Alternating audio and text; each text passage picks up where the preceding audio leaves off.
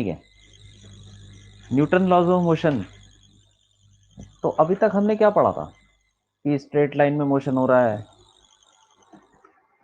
ठीक है, या फिर प्लेन में मोशन हो रहा है। तो मोशन के बारे में स्टडी कर रहे थे, वेलोसिटी, एक्सेलरेशन या डिस्प्लेसमेंट, टाइम कितना लगा, ये सब चीजें।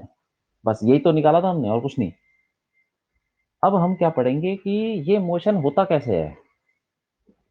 मोशन, जैसे कि मान लो कि हमने कोई पत्थर फेंका, ठीक है, प्रोजेक्टाइल में गया, वो जो भी गया, तो हमने अभी तक ये पढ़ा कि वो प्रोजेक्टाइल में गया तो उसकी हाइट कितनी, रेंज कितनी, ये सब, वेलोसिटी कितनी, टाइम कितना लगा। लेकिन ये नहीं पढ़ा कि कितना फोर्स लगाना पड़ेगा उसको फेंकने के लिए, ठीक है। वो जब हमने फेंका, मोशन में आया ना, वो मोशन में क्यों आया? क्योंकि हमने कुछ फोर्स लगाया होगा। हम किसी बॉडी पे फोर्स फोर्स लगाते हैं तो उस वो मोशन में आ सकता है। तो वो चीजें पढ़ने वाले हैं अब हम, कि किसी बॉडी पे फोर्स लगता है तब उसका मोशन होता है, ठीक है, कॉज ऑफ मोशन है ये। तो इसमें सबसे पहले हमें क्या पता होना चाहिए? सबसे पहले फोर्सेस के बारे में पता होना चाहिए। तो types of forces,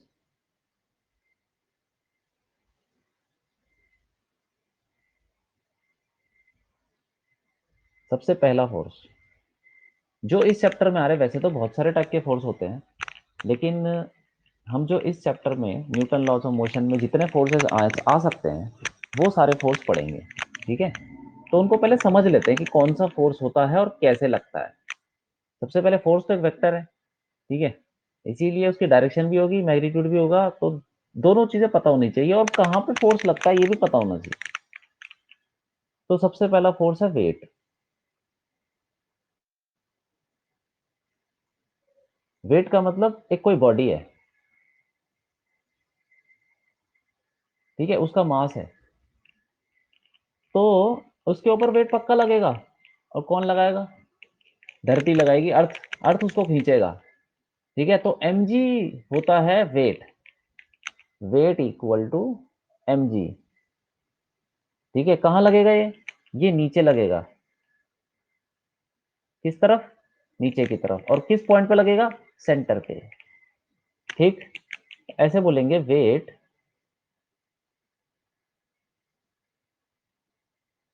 it acts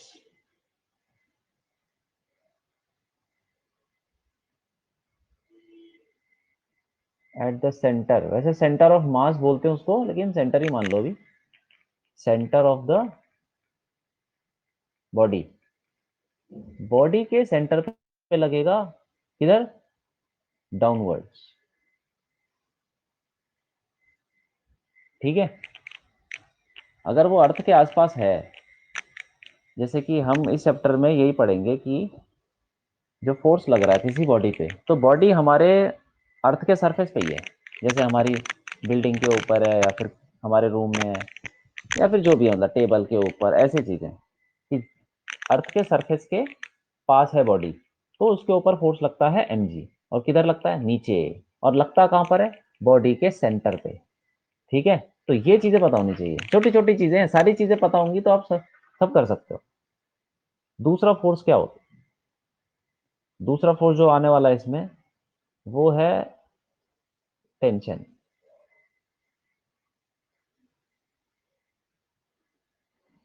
tension मतलब, टेंशन का क्या मतलब हुआ कि किसी, अब टेंशन आता किस में है? जो चीज में खिंचाव होता है, जिस चीज में खिंचाव होता है उसमें टेंशन आता है। जैसे कि तुम पतंग उड़ा रहे हो, तो पतंग का जो धागा है उसको तुम पकड़ते हो तो तुम्हें लगता है कुछ टाइट टाइट सा, कुछ खिंचाव सा लगता है, तो टाइट सा लगता है ना कुछ। तो वो टाइटनेस जो, हाँ, वो जो टाइटनेस होती है वो ही टेंशन को पैदा करती है। जैसे तुमने एक रस्सी ली और रस्सी को मान लो टेबल पे रख दिया, तो अभी वो ढीली सी पड़ी हुई है, उसमें कोई भी टाइटनेस नहीं हो, कोई खिंचाव ही नहीं है, तो उसके अंदर कोई टेंशन नहीं होगी, ठीक है। रस्सी के अंदर, मान लो रस्सी तुमने टेबल पे रख दी ऐसे, ये ढीली पड़ी हुई है, तो इसके अंदर टेंशन कुछ नहीं होगी, कोई खिंचाव नहीं होगा, कोई टाइटनेस नहीं होगी। Tension zero, tightness zero.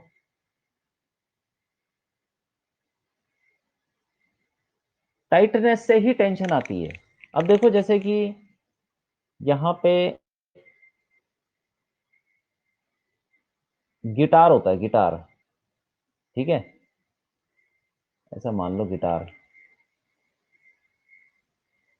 ये इसकी स्ट्रिंग्स होती है, यहाँ पे होती है ऐसे। तो ये स्ट्रिंग्स टाइट होती है, टाइट। फील किया क्या, देखा है? क्यों? अरे तो देखा होगा गिटार। हाँ जी सर, बजाए भी। हाँ, तो ये जो स्ट्रिंग्स होती है टाइट टाइट सी फील होती है, ढीली तो नहीं होती ना। ये सर इसका मतलब टाइट इस, होती है। तो इसमें भी, इसमें टेंशन कुछ होगी, नॉन जीरो टाइटनेस। अब देखो, टाइटनेस का कोई फॉर्मूला नहीं होता, लेकिन टाइटनेस को डिफाइन करने के लिए टेंशन बनाया गया है। Tightness is non zero. तो टेंशन कुछ ना कुछ, जो भी स्ट्रिंग टाइट हो रखी है वो, उसमें टेंशन होगी। पतंग उड़ा रहे हैं, वो धागा भी टाइट हो रखा है थोड़ा, उसमें टेंशन है। ठीक है, कोई हम पकड़ के, रस्सी से पकड़ के कुछ घुमा रहे हैं, तो वो स्ट्रिंग जब जब स्ट्रिंग, जब धागा टाइट हो गया, ये टेंशन किस में आती है? ऐसी चीजों में जो टाइट हो जाए, जैसे रस्सी, धागा, और रोप हो गया, कुछ भी ऐसी चीज, केबल। ठीक। अब ये भी है, मतलब मान लो कि अब ये लगता कैसे है और किस डायरेक्शन में लगता है, ये देखते हैं। मान लो एक बॉडी है, उससे आपने एक धागा जोड़ा, मान लो ये, यहां पे धागा जोड़ दिया, और ऐसे। ठीक है, ये रस्सी जा रही है, कहीं जा रही होगी, कहीं भी जा रही होगी, कोई फर्क नहीं पड़ता। रस्सी ऐसे जा रही है, तो बॉडी के ऊपर टेंशन लगेगी, क्योंकि अगर ये टाइट है तो टेंशन लगेगी बॉडी के ऊपर। ठीक है, और वो टेंशन पूरी रस्सी के अंदर होगी, जहां जहां पे रस्सी टाइट है, वहां वहां पे टेंशन है। तो अब बॉडी के ऊपर टेंशन कहां लगेगी? Along the string, away from the body, ऐसे टी। जो भी टेंशन होगी रस्सी के अंदर, वो बॉडी के ऊपर भी लगेगी, क्योंकि बॉडी स्ट्रिंग से चिपकी हुई है। और टेंशन कहां लगेगी? जिस पॉइंट पे रस्सी चिपकी हुई है, अलोंग द स्ट्रिंग, रस्सी के अलोंग, और बॉडी से दूर। ठीक है, ऐसे। तो ये हो गया फोर्स इसके ऊपर, tension force.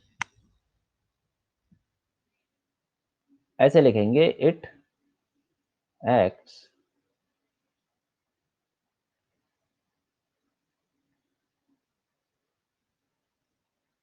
Eight the point of contact, जहां पे रस्सी चिपकी हुई है, कांटेक्ट वाले पॉइंट पे, वहीं पे लगेगा टेंशन। ठीक है, अलोंग द स्ट्रिंग, रस्सी के अलोंग, धागे के अलोंग लगेगा, along the string, away from the body.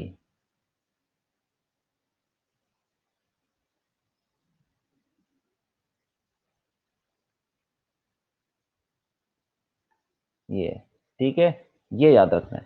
तो जितनी रस्सी होंगी, मान लो कभी कभी होता है कि बॉडी दो दो रस्सी से जुड़ी है, दो रस्सी से जुड़ी है तो दो टेंशन, और अलग अलग रस्सी है तो अलग अलग टेंशन। ठीक है, मान लो कि ये रस्सी यहाँ पे भी जुड़ी हुई है कहीं, ऐसे ऐसे जुड़ी है, तो यहाँ पे ये T1 हो जाएगा, और ये अलग ही रस्सी है, तो ये T2 हो जाएगा। अगर ये रस्सी अलग अलग है, तो टेंशन भी अलग अलग हो जाएगी। ठीक है, अब एक चीज हमको ध्यान रखनी है कि अगर ये रस्सी मासलेस है, इन अ मासलेस स्ट्रिंग,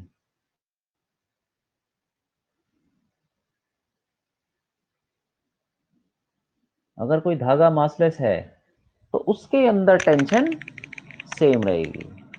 ठीक है, in a massless string,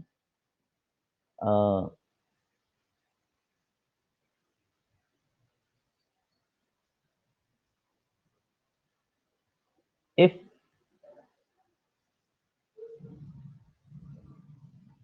there is no external tangential force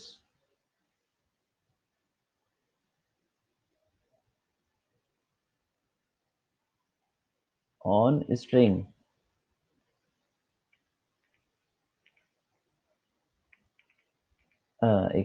then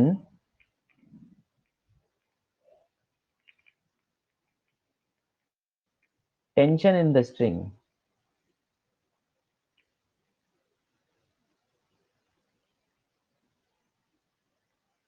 is constant. Constant मतलब tension in the entire string, पूरी स्ट्रिंग में टेंशन सेम रहेगी।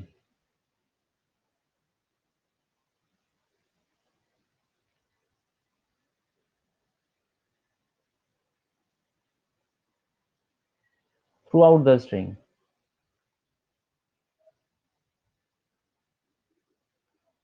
ठीक है, क्या मतलब हुआ इसका? इसका मतलब ये है कि मान लो कि कोई रस्सी है, ठीक है, यहाँ पे एक लड़का खड़ा है, वो उसको खींच रहा है, एक लड़का यहाँ खड़ा है। अब ये एक दूसरे को खींच रहे हैं, ठीक। अगर अगर इसका कोई मास नहीं है, ठीक है, इस रस्सी का कोई मास नहीं है, और अगर मास नहीं है तो फिर इसके अंदर through out the string tension same रहेगी, अगर इसका मास नहीं है। और दूसरी कंडीशन ये बोल रहा है if there is no external tangential force, इसके ऊपर कोई बाहर से फोर्स नहीं लग रहा टेंजेंशियल डायरेक्शन में, मतलब इसी डायरेक्शन में। टेंजेंशियल का मतलब रस्सी के अलोंग। मान लो देखो, अभी पूरी रस्सी पे टेंशन सेम रही, एक लड़का आ गया और वो तुम्हारी साइड से, मतलब इसको सपोर्ट कर रहा है, इस वाले को। ये जो सी है ये ए को सपोर्ट कर रहा है, मतलब उसकी साइड आ गया है, और फिर खींच। तो फिर इस वाली रस्सी में यहाँ पे टेंशन अलग हो जाएगी और यहाँ पे अलग हो जाएगी, क्योंकि फिर उसने रस्सी के बीच में फोर्स लगाना शुरू कर दिया। सही है कि नहीं?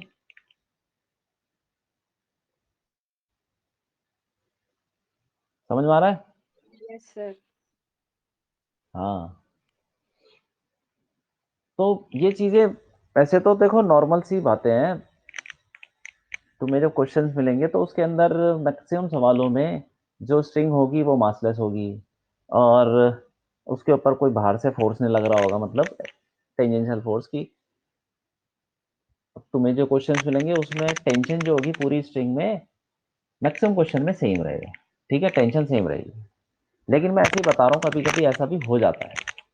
ठीक है, मासलेस स्ट्रिंग तो होती है काफी केसेस में, और कोई बाहर से फोर्स फोर्स भी नहीं लग रहा होता उसके ऊपर, टेंजेंशियल बीच में कहीं बीच में लग रहा हो कहीं फोर्स, तो tension through out the string same रहेगी, अगर ये सब कंडीशन है, मासलेस है और बाहर से कोई बीच में फोर्स नहीं लग रहा।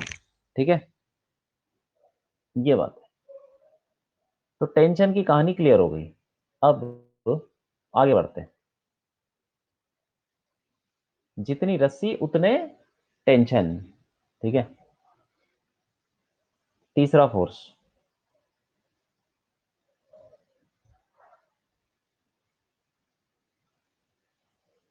Normal reaction.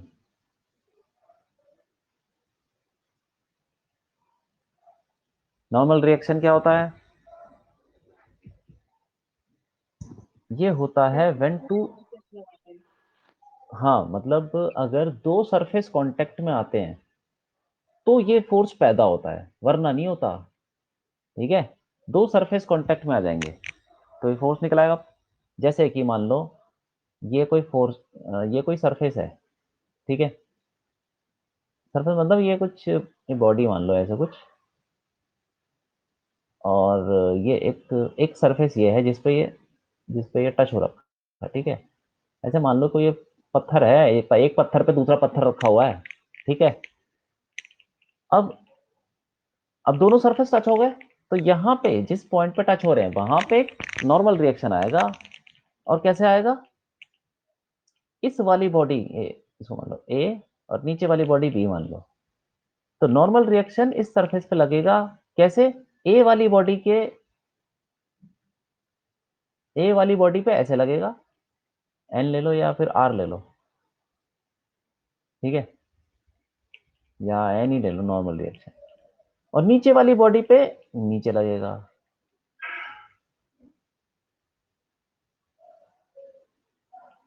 ठीक है, ऊपर वाली बॉडी पे ऊपर लगेगा, नीचे वाली बॉडी पे नीचे। नीचे मतलब जो भी नॉर्मल रिएक्शन लगेगा बॉडी के ऊपर, ये टुवर्ड्स द बॉडी लगेगा। जैसे टेंशन हमने पढ़ा है, टेंशन ये अवे फ्रॉम द बॉडी लगता है, बॉडी से दूर जाता है ये फोर्स। ये वाला फोर्स बॉडी के टुवर्ड्स जाता है, बॉडी के अंदर जाता है, अंदर मतलब उसके अंदर घुसता है। ठीक है, तो ए बॉडी को अगर मैं अलग से बनाऊं, ये ए बॉडी है, तो उसके ऊपर यहाँ पे फोर्स लग रहा होगा ऐसे, नॉर्मल रिएक्शन, बॉडी के अंदर घुस रहा होगा वो। ठीक है, नीचे वाली बॉडी पे नीचे लग रहा होगा। और फिर लगेगा ग्राउंड कैसे भी ये, लगाएंगे नॉर्मल? क्या चीज? फिर ग्राउंड भी लगाएगा नॉर्मल? ग्राउंड ही तो लगाएगा। ये फोर्स कौन लगाएगा? दूसरी बॉडी। और ये वाला फोर्स ये वाली बॉडी। ठीक है, और ये सर जो जो एन नीचे लगाया वाली है। बी बॉडी, जो बी हाँ, बॉडी रखी है ग्राउंड पे, तो ग्राउंड भी उसके ऊपर नॉर्मल लगाएगा? अगर ग्राउंड पे रखी है तो ग्राउंड भी लगाने लग जाएगा। फिर मान लो ग्राउंड पे रखी है और ये ग्राउंड है, तो ग्राउंड भी लगाएगा। अरे सरफेस ही तो है, जहां जहां पे टच हो जाएंगे वहां वहां पे नॉर्मल लगने लग जाएगा। ठीक है, अच्छा, ठीक है सर। तो देखो इसमें ऐसे लिखेंगे हम, इट एक्ट्स। और ये लगता कैसे है, ये जो पॉइंट है ना यहाँ पे टच हो रहा है, यहाँ पे एक टेंजेंट बना दो, टेंजेंट। टेंजेंट बना दिया, उसके perpendicular, perpendicular to the surface बोल दो। ठीक है, perpendicular to surface, it acts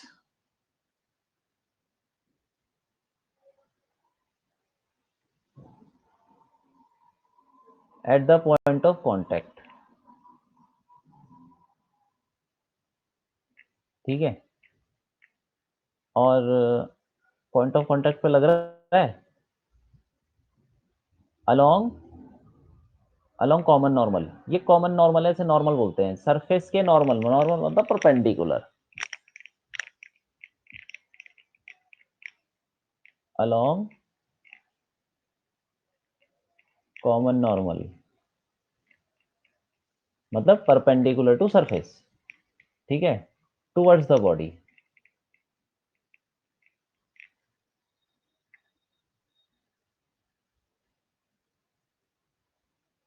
ये टुवर्ड्स द बॉडी लगेगा। ठीक है, परपेंडिकुलर टू सरफेस, और जहां पे कांटेक्ट है वहां पे, और जितने सरफेस कांटेक्ट में होंगे उतनी जगह पे नॉर्मल रिएक्शन लगने लग जाएगा। ठीक, और कौन लगाएगा? दूसरा सरफेस लगाएगा। मतलब एक सरफेस दूसरे पे फोर्स लगाता है, दूसरा मतलब एक सरफेस दूसरे पे फोर्स लगाएगा, दूसरा सरफेस पहले पे फोर्स लगाएगा। एक्शन रिएक्शन न्यूटन का थर्ड लॉ है। ठीक है, वही बता दूंगा वैसे, लॉज वगैरह वो सब ज्यादा, वो तो बच्चों वाली चीज है, उसमें स्टेटमेंट है, उसको समझना बहुत जरूरी है। लॉज तो चलो उसने लिखे हुए हैं, Newton laws, first second third, लेकिन उसको समझना बहुत जरूरी है, तभी क्वेश्चन होते हैं।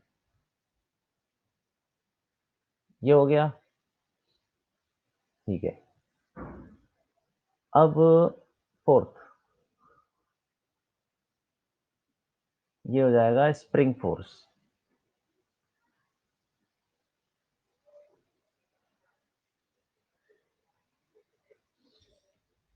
स्प्रिंग भी आ सकती है, स्प्रिंग भी फोर्स लगाती है। तो स्प्रिंग का फोर्स कैसा होता है, अब बना लेता हूं, देखो स्प्रिंग।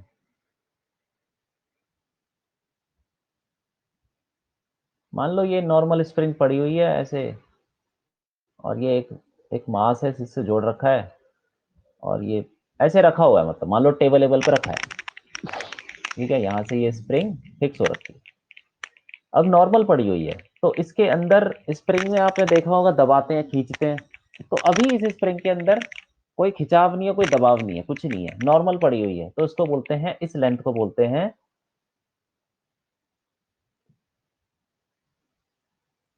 नेचुरल लेंथ बोलते हैं।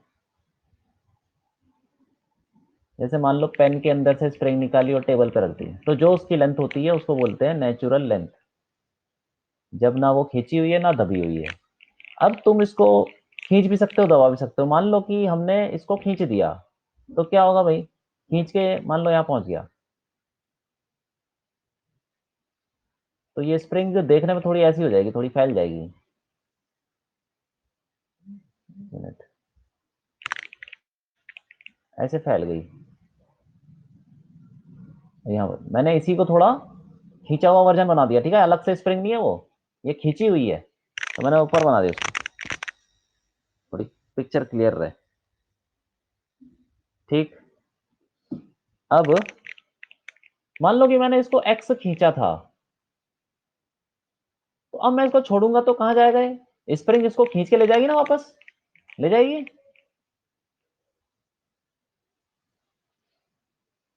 क्यों भाई?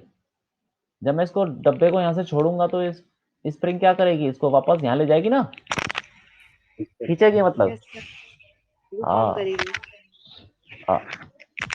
तो फिर ये जो फोर्स लगाएगा इससे इस पॉइंट पे लगेगा फोर्स, और किधर लगेगा? स्प्रिंग की तरफ, along the spring, away from the body. जैसे टेंशन लगता है ना, वैसे ही है ये। तो इसमें फोर्स लगा एफ एस, इसे मान लेते हैं F S is the spring force. It acts, ऐसे लिख लेता हूं मैं, कैसे लगता है ये? It acts at the point of contact, जहां पे स्प्रिंग चिपकी होती है वहीं पे लगेगा।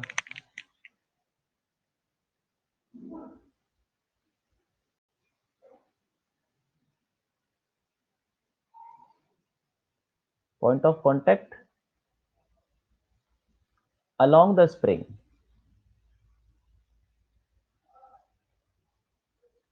अलोंग द स्प्रिंग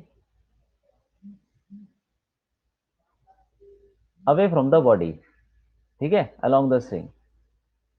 एक मिनट, पहले इतना देख लेते हैं। It acts at the point of contact along the spring. ठीक, अब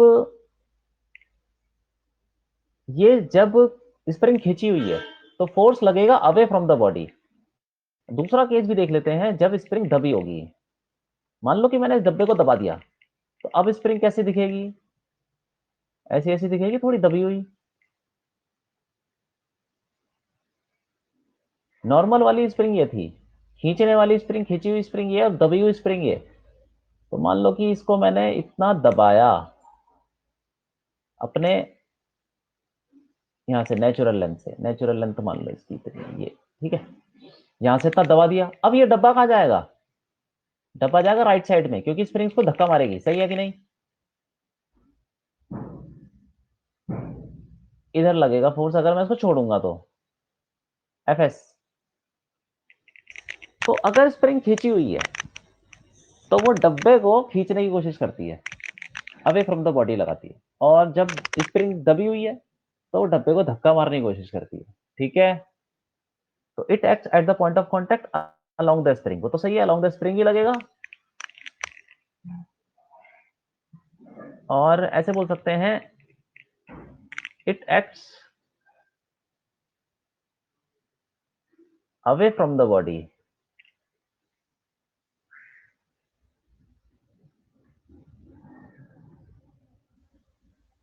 इफ स्प्रिंग इज इलोंगेटेड या एक्सटेंडेड। इलोंगेटेड मतलब खिंचा हुआ,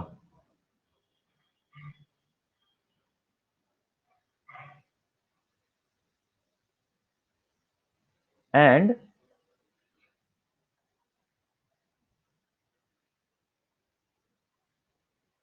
towards the body if spring is. ये छोटी छोटी चीजें ना इंपॉर्टेंट हो जाती है, क्योंकि क्वेश्चन में ना बच्चे ऐसे ही फंस जाते हैं कि भाई कभी डायरेक्शन समझ नहीं आती बच्चों को कि क्या लूं, कभी ये समझ नहीं आता कि इक्विलिब्रियम है कि नहीं है, नेचुरल लेंथ है कि नहीं है, नेचुरल लेंथ से ऊपर है या दबा हुआ है कि खींचा हुआ है। ये चीजें कभी कभी फंसा देती है, तो सारी चीजें पता होनी चाहिए, इसलिए मैं आराम से लिखा रहा हूं। And towards the body if spring is compressed.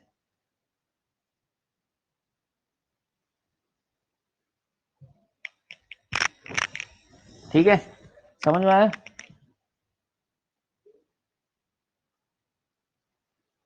Ayesha ठीक है समझ में आ सर। रहा है? Yes sir. अच्छा ठीक है।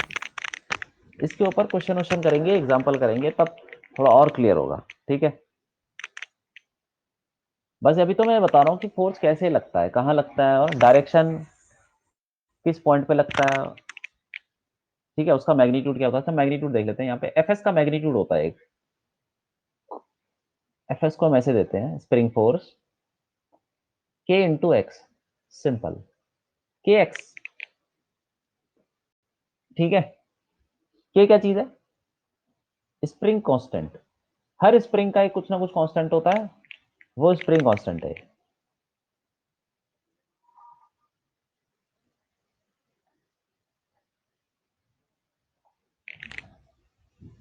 और एक्स क्या चीज है, एक्स इज इलोंगेशन या फिर कंप्रेशन, कुछ भी। ठीक है, इलोंगेशन आपने अगर मान लो 2 सेंटीमीटर से खींच दिया तो के इंटू 2 सेंटीमीटर, और 2 सेंटीमीटर दबा दिया तब भी के इंटू 2 सेंटीमीटर। तो एक्स इज इलोंगेशन और कंप्रेशन। दबाओ चाहे खींचो, फोर्स वही रहेगा फॉर्मूला। ठीक है, ये बात है।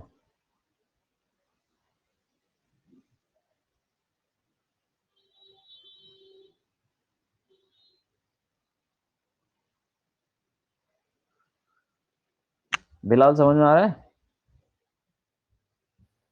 सर। हाँ,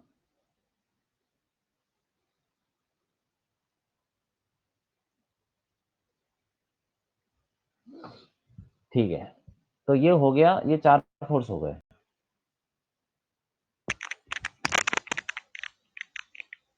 पांचवा फोर्स, पांचवा फोर्स होता है, पांचवा फोर्स बड़ा इंटरेस्टिंग है, और उसको समझने के लिए थोड़ा टाइम चाहिए। टाइम मतलब थोड़ा पेशेंस चाहिए, क्योंकि थोड़ा मुश्किल फोर्स भी है।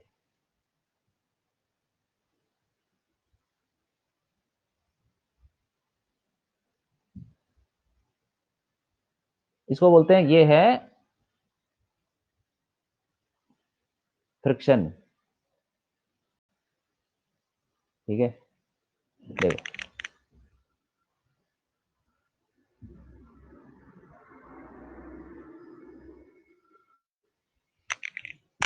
फ्रिक्शन।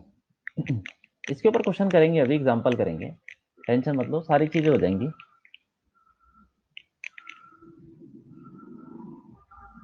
फ्रिक्शन क्या बोलता है ये, कि भाई ये कब पैदा होता है, ये भी तभी पैदा होता है जब दो सरफेस कांटेक्ट में आते हैं। जैसे दो सरफेस कांटेक्ट में आते हैं तो क्या पैदा होता है, नॉर्मल रिएक्शन।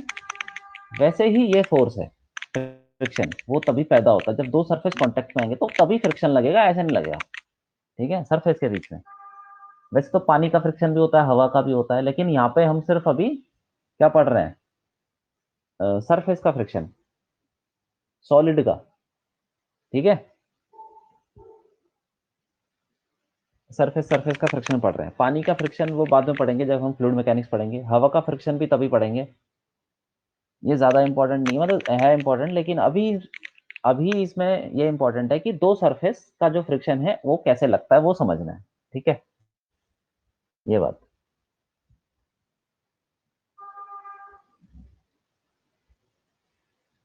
तो इसमें देखो, मान लो वही चीज है, ये सरफेस है कुछ, या कोई बॉडी है, कैसी भी बॉडी हो सकती है, और दूसरा सरफेस ये रहा। ठीक, अब इन दोनों के बीच में फ्रिक्शन लग सकता है।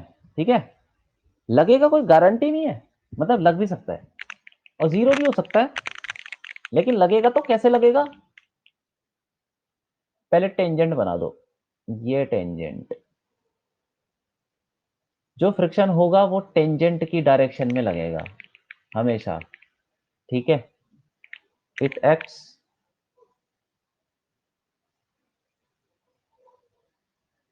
या तो आगे, या पीछे, या बाहर की तरफ, या अंदर की तरफ, कहीं पे भी लग सकता है, क्योंकि टेंजेंट में तो कोई फिक्स्ड डायरेक्शन ही नहीं है।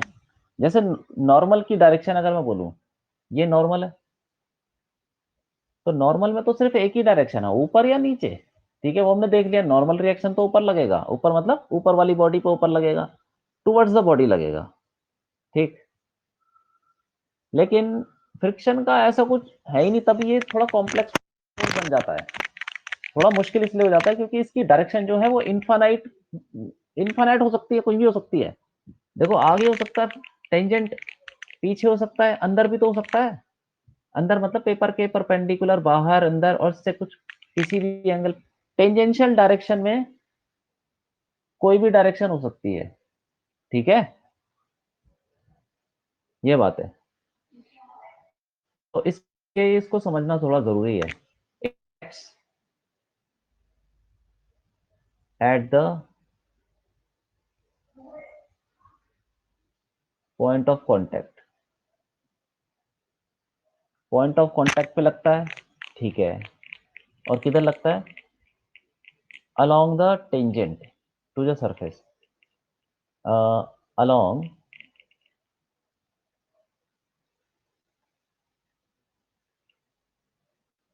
tangential, tangential along to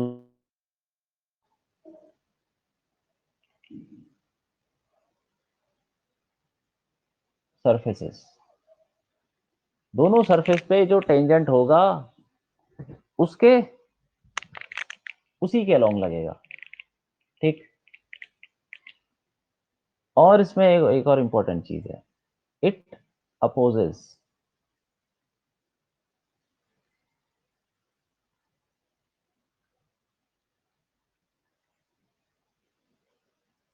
tendency of motion. हमें कैसे पता चलेगा कि ये आगे लग रहा है, पीछे लग रहा है, अंदर लग रहा है, बाहर लग रहा है, कैसे लग रहा है? तो ये हमेशा किसको अपोज करता है? टेंडेंसी ऑफ मोशन को। जिस तरफ मोशन है, वो तो, अगर कोई गाड़ी है, वो चल रही है, तो उस पर फोर्स कहाँ लगेगा? उस पर फ्रिक्शन कहाँ लगेगा?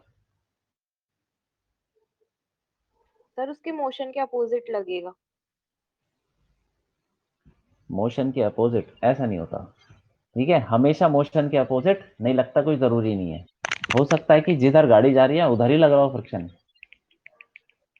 और सर ऐसा ऐसा भी कैसे होता ऐसा हो सकता है, बिल्कुल हो सकता है। ऐसा होता है, इसलिए मैं बोल रहा हूँ। ठीक है, तो फिर इसे दिमाग से निकाल दो कि मोशन के अपोजिट लगता है। मैक्सिमम केसेस में ठीक है, मोशन के अपोजिट लगता है, लेकिन कभी पर सर कभी हम बचपन में सर पर हम बचपन में पढ़ते थे कि इट अपोजेस द मोशन। तो वो गलत पढ़ते थे। ठीक है, एक्चुअली में वो टेंडेंसी को अपोज करता है, जिधर मोशन होने की कोशिश करता है बॉडी। अब जैसे कि कोई आदमी है, इस देखो इसके ऊपर तो पूरा एक समझ लो कि एक लेक्चर डेडिकेट कर सकते हैं, क्योंकि ये इंटरेस्टिंग फोर्स है और थोड़ा समझ में भी थोड़ा लेट में आता है, तो थोड़ा ध्यान से पढ़ना जरूरी है। पहली बात क्या है? पहले तो ये है कि पॉइंट ऑफ कांटेक्ट पे लगता है, और उसके बाद टेंजेंशियल डायरेक्शन में लगता है। ठीक है, और उसके बाद टेंडेंसी ऑफ मोशन को अपोज करता है। ये चीजें ध्यान में रखनी है। ठीक। एक यस मिनट। सर। हम्म। यहाँ पे एक मिनट जाओ, मैं यहाँ पेज डाल देता हूँ।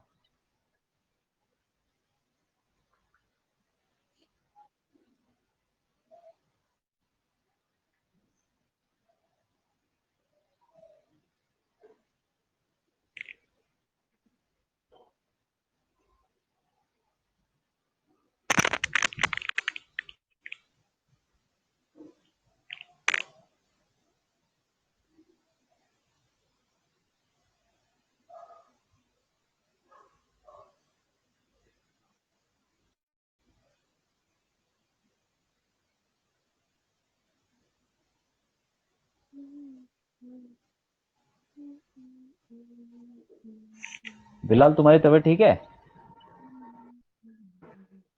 Yes sir. अच्छा।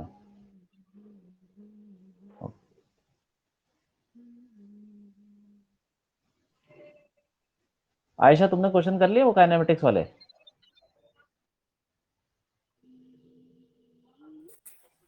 जी सर। अच्छा।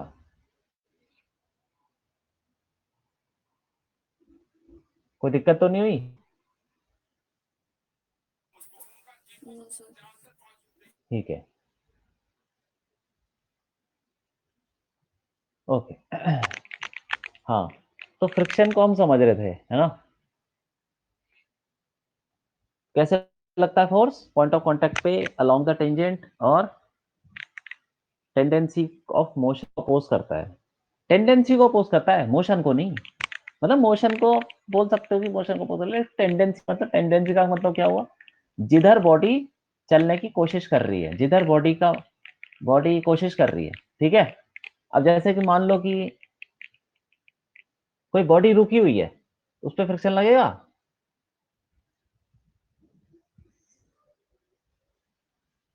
बिलाल बताओ, रुकी हुई बॉडी पे फ्रिक्शन लगता है? नहीं सर। हाँ। किसने बोला हाँ?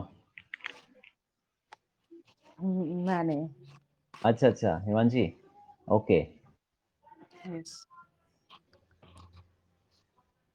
अरे भैया, अभी बताया ना मैंने कि टेंडेंसी टेंडेंसी ऑफ मोशन को अपोज करता है। जैसे कि मैं तुमको बताता हूँ, सर ये, स्टैटिक फ्रिक्शन लगेगा रुकी हुई पे तो। हाँ वो भी लगेगा, लेकिन मैं बता, फ्रिक्शन लगेगा या नहीं लगेगा, वो तो स्टैटिक काइनेटिक तो बात में। ये बॉडी एक रखी हुई सरफेस पे, ठीक है।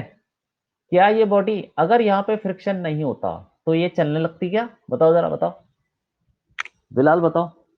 अगर ये बॉडी रुकी होती, मतलब सॉरी, फ्रिक्शन अगर यहाँ पर नहीं होता, तो ये चलने लग जाती?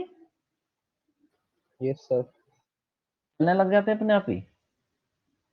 भाई कौन सा फोर्स चलाएगा इसको?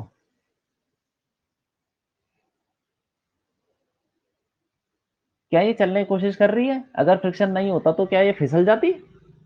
हॉरिजॉन्टल सरफेस है ये, नहीं सर। नहीं फिसलती ना। अब देखो, इसी सरफेस को मैं अगर टेढ़ा कर देता हूं और फिर डब्बा रखा हुआ है, ठीक है। तो फिसल अगर यहाँ जाती। पे अगर यहाँ पे फ्रिक्शन नहीं होता तो ये तो नीचे गिर जाती, क्यों? सही है कि नहीं? Yes yes sir. सर। लेकिन ये अभी रुकी हुई है। मान लो कि ऐसे हो सकता है ना कि एक सरफेस है, तुमने डब्बा रखा और थोड़ा उसको टेढ़ा कर दिया, ये अभी रुकी हुई है। ऐसा हो सकता है, बिल्कुल हो सकता है, देखा है हमने। तो ये रुकी क्यों हुई है? क्या ये चलना चाहती है? क्या इसमें टेंडेंसी है इस वाली बॉडी में? हाँ, मतलब अगर इसमें नीचे लगेगा mg sin थीटा तो ये चलेगी। हाँ, देखो, टेंडेंसी का मतलब क्या हुआ कि अगर फ्रिक्शन ना होता तो क्या ये चलने लगती? फिसल जाती ना। इसका मतलब उसमें टेंडेंसी है। यहाँ पे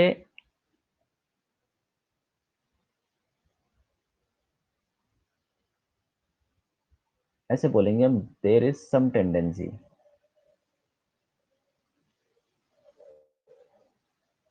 देर इज टेंडेंसी ऑफ मोशन।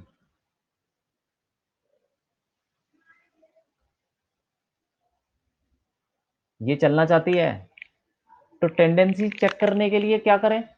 मान लो कि फ्रिक्शन नहीं है, मान लो फ्रिक्शन नहीं है, तो ये चलेगी। और भी तरीके होते हैं, बताऊंगा मैं, ठीक है। यहाँ पे तो पता चल रहा है ना, सिंपल केस है। मान लो फ्रिक्शन नहीं है तो ये चलने लगती, तो चलेगी तो क्या होगा? उसकी टेंडेंसी है। ऐसे पता चलता है। मतलब अभी ये चलने की कोशिश कर रही है, ठीक है। ऐसे मान लो कि जैसे स्लाइड होती है, स्लाइड में बच्चे बैठते हैं, ठीक है, ऐसे करके, और यहाँ पे हैंडल वैंडल जो भी होता है, तो वो क्या करते हैं, कोई बच्चे होते हैं जैसे बीच में रुक जाते हैं और वो पकड़ के, क्या, बीच में स्लाइड का जो साइड का डंडा होता है उसको पकड़ के बैठ जाते हैं। तो अगर यहाँ पे फ्रिक्शन नहीं होता तो ये तो फिसल जाते ना, क्या पकड़ते फिर वो सीधे सारे सारे फिसल जाते अगर फ्रिक्शन ना होता तो। लेकिन ये रुका हुआ है, लेकिन ये चलना चाह रहा है। अगर फ्रिक्शन ना होता तो फिसल जाता, इसका मतलब इसकी टेंडेंसी है, ठीक है। टेंडेंसी किधर है? ये किधर जाता अगर फ्रिक्शन ना होता? तो नीचे जाता। फ्रिक्शन ना होता तो नीचे फिसल जाता। तो इसका मतलब फ्रिक्शन जो हो, यस सर। हाँ, तो इसकी टेंडेंसी नीचे है, टेंडेंसी नीचे की तरफ है, तो फ्रिक्शन लगेगा ऊपर की तरफ। इसकी टेंडेंसी नीचे की तरफ है तो फ्रिक्शन लगेगा ऊपर की तरफ, यहाँ पे लगेगा फ्रिक्शन, इधर पॉइंट ऑफ कांटेक्ट है नीचे, फ्रिक्शन लगेगा ऊपर। जिधर टेंडेंसी है उसके ऑपोजिट लगेगा, ठीक है। भले ही वो बॉडी रुकी हुई हो या चल रही हो, टेंडेंसी जिधर होगी उधर उधर उसके ऑपोजिट लगेगा फ्रिक्शन, ठीक है। ये बात। अब देखो, एक कोई गाड़ी है,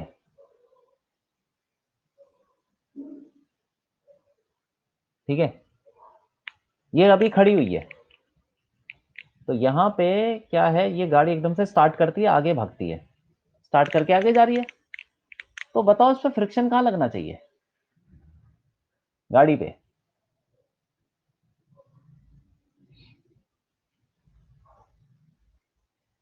बताओ। सर पीछे, पीछे लगेगा? बिलाल बताओ कहाँ आगे लगेगा? जा रही है ना गाड़ी। ये अभी पीछे अभी रुकी हुई थी, रुकी हुई थी, ठीक है, और उसके बाद स्टार्ट करके आगे जा रही है, स्टार्ट करके उसकी वेलोसिटी बढ़ रही है, मतलब वी इंक्रीजिंग, वी इंक्रीजेस। पहले रेस्ट पे थी और उसके बाद स्टार्ट करके आगे जा रही है, जैसे नॉर्मल होता है, ये गाड़ी स्टार्ट करके चला देते हैं, ये वो वाली सिचुएशन है, स्टार्ट करके आगे बढ़ा रहे तो उसकी स्पीड नहीं बढ़ेगी 0 से 5 10 15 20। बताओ फ्रिक्शन कहाँ लगेगा, बताओ।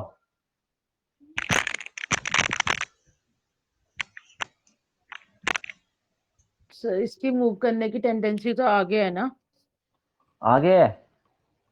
अब तुम्हें ये नहीं पता ना, मूव आगे ही तो करने की चल। टेंडेंसी, मतलब मूव करने की टेंडेंसी का मतलब क्या हुआ कि अगर फ्रिक्शन ना होता तो ये गाड़ी का क्या होता, क्या होता गाड़ी का?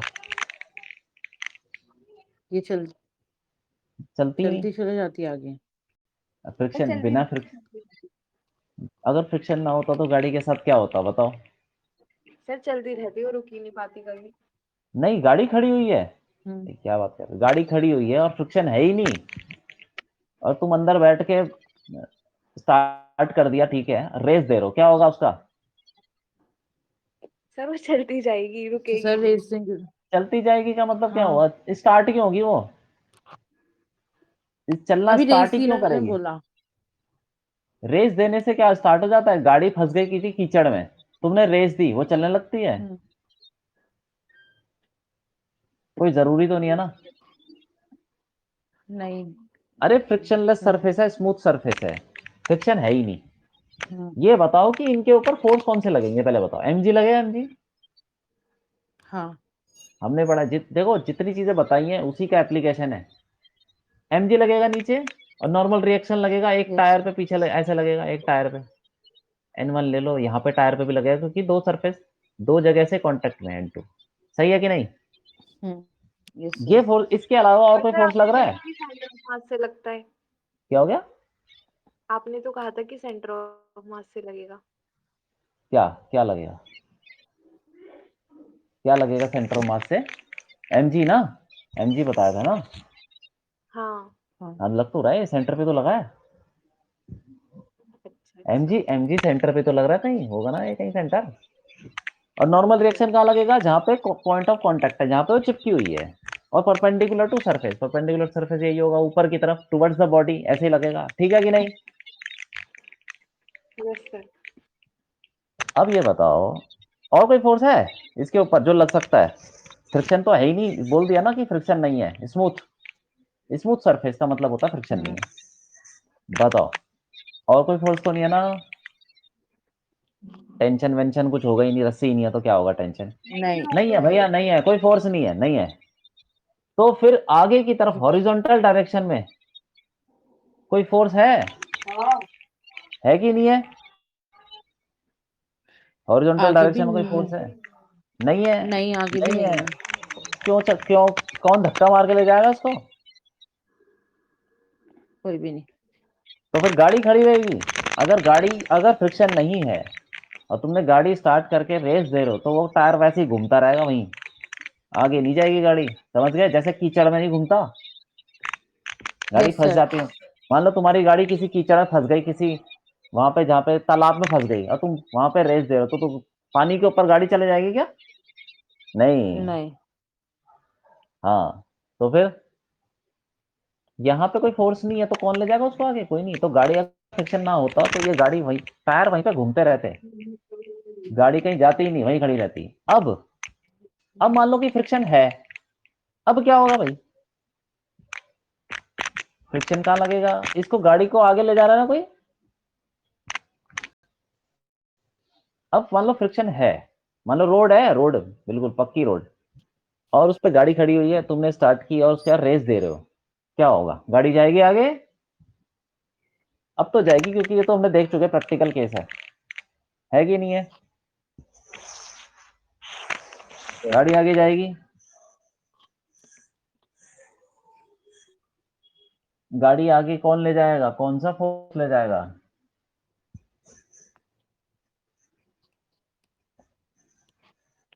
कौन सा फोर्स ले जा सकता है?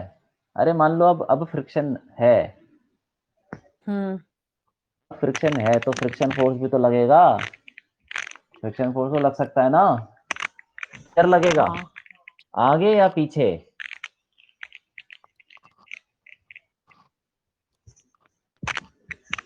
तो गाड़ी आगे चल रही है ना, हाँ,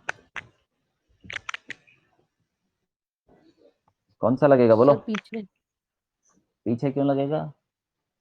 पहले से चलवाएगा आगे।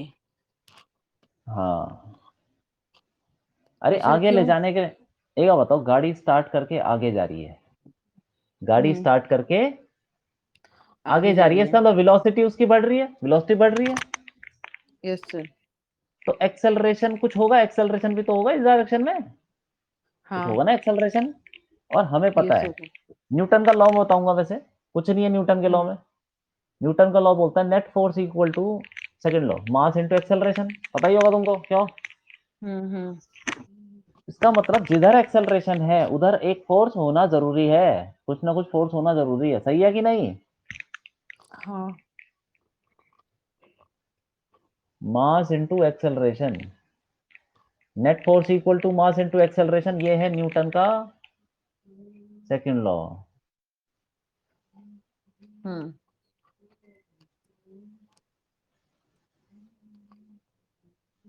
ठीक है, वो बताऊंगा तसल्ली से अभी लॉस के बारे में।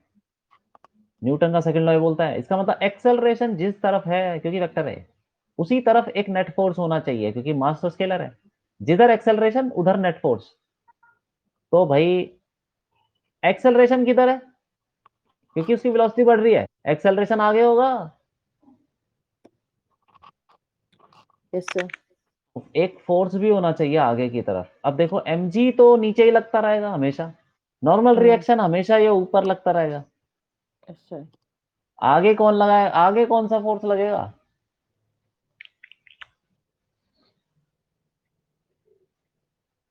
कौन सा लगेगा आगे? कौन सा लग सकता है?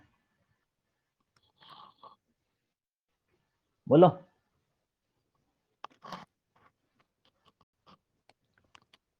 अरे बोलो, कौन कौन सा फोर्स लग बट सकता है इस पे? फिर सर एक्सटर्नल लेकिन जो बिलाल समझ में आ रहा है?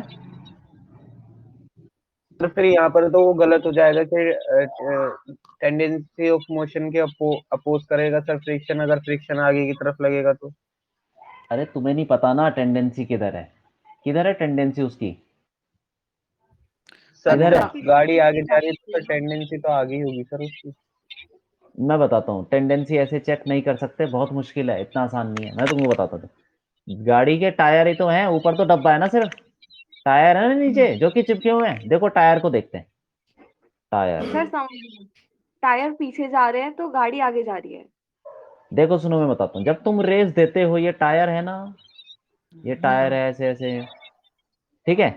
अब तुम रेस देते हो तो टायर ऐसे घूमने की कोशिश करेगा, कोशिश तो ऐसी करेगा। मान लो तुम्हारा कीचड़ विचड़ में गाड़ी फंस गई, तो टायर ऐसे घूमता रहता है ना, ऐसे ही घूमता रहता है फ्री, क्यों?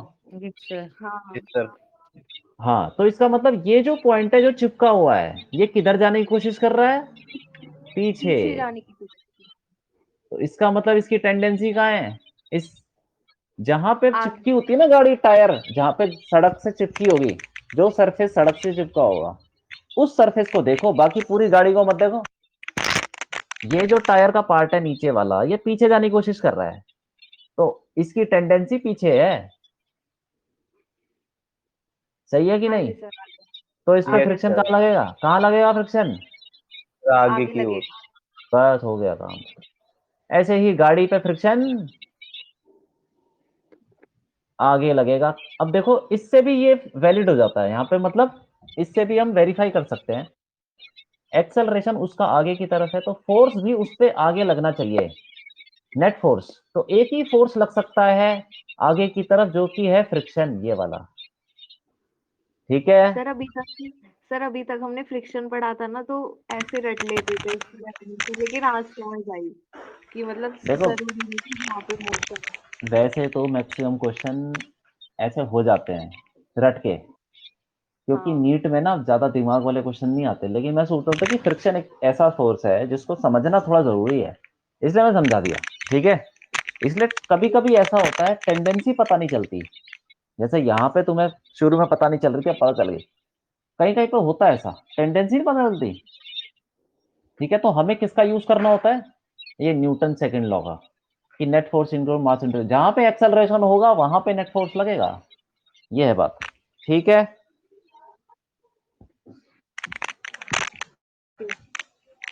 हाँ, अब तो समझ में आ गया होगा क्यों। आयशा, समझ में आ रहा है? यस सर, जी सर। मतलब सर। हाँ, ठीक है, ठीक यस सर। ठीक है, ठीक है। अब देखो, अब फ्रिक्शन को देखते हैं। फ्रिक्शन भी दो तरीके के होते हैं, तो पता चल गया हमको कि टेंडेंसी के ऑपोजिट लगता है, ये है वो है। पॉइंट ऑफ कांटेक्ट पे लगता है, ठीक है, टेंजेंट के अलोंग लगेगा। अब ये दो तरीके के फोर्स होते हैं फ्रिक्शन। एक होता है static friction.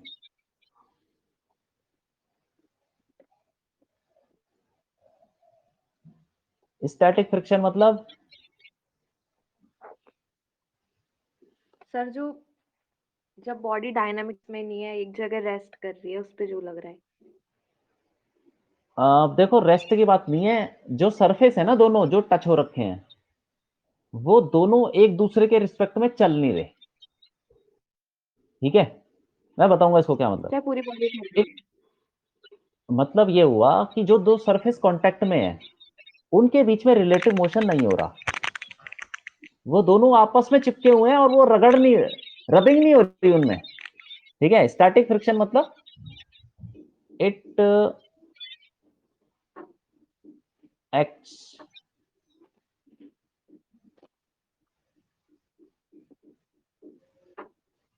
when there is no relative motion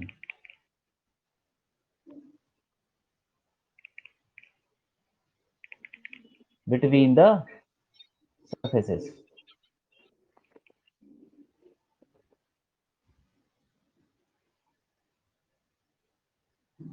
ठीक है?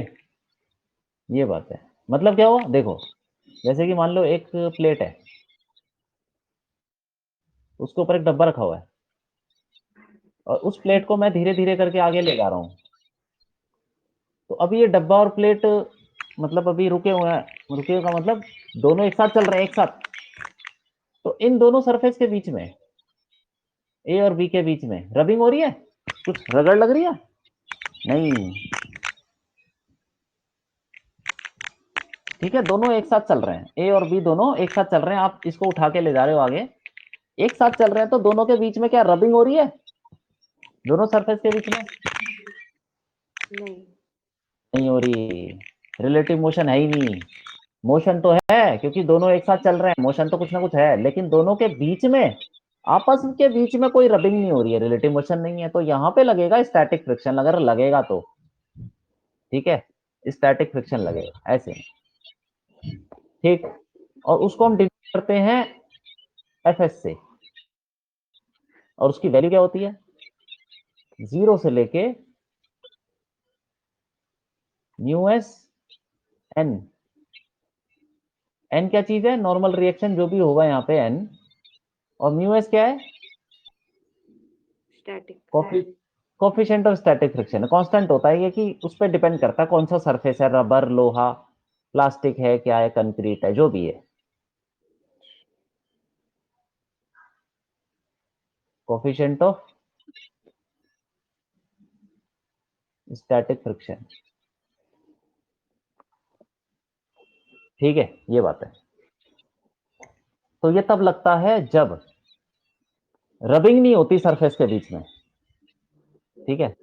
और इसकी वैल्यू याद रखो, 0 से लेके म्यू एस एन के बीच में कुछ भी हो सकती है। ये स्टैटिक फ्रिक्शन जो है इसकी वैल्यू वेरी करती है 0 से लेके म्यू एस एन, ठीक है। कुछ भी 0 भी हो सकता है और ये मैक्सिमम भी हो सकता है, और इसके बीच में कुछ और भी हो सकता है डिपेंडिंग अपॉन सिचुएशन। इसीलिए थोड़ा फ्रिक्शन जो है ना कॉम्प्लिकेटेड फोर्स है, क्योंकि इसकी वैल्यू ये कुछ भी ले सकता है अपनी वैल्यू अकॉर्डिंग टू जो कंडीशन है, ठीक है। दूसरा वाला क्या होता है, काइनेटिक फ्रिक्शन।